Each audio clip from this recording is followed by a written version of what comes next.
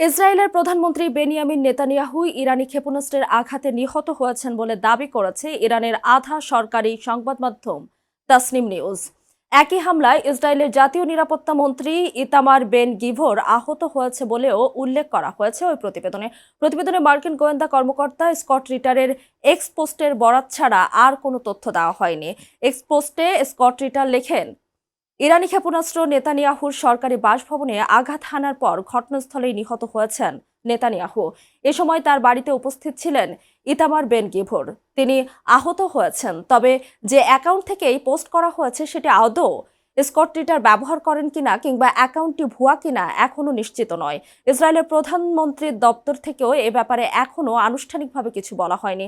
প্রধানমন্ত্রীর দপ্তরের রেকর্ড বলছে, নেতানিয়াহুর নামে সর্বশেষ বিবৃতিটি দেওয়া হয়েছিল গত ৭ মার্চ। সেদিন ইসরায়েলের বীর সেবা এলাকায় ইরানি ক্ষেপণাস্ত্রের আঘাতে আহত কয়েকজনকে দেখতে গিয়েছিলেন নেতানিয়াহু।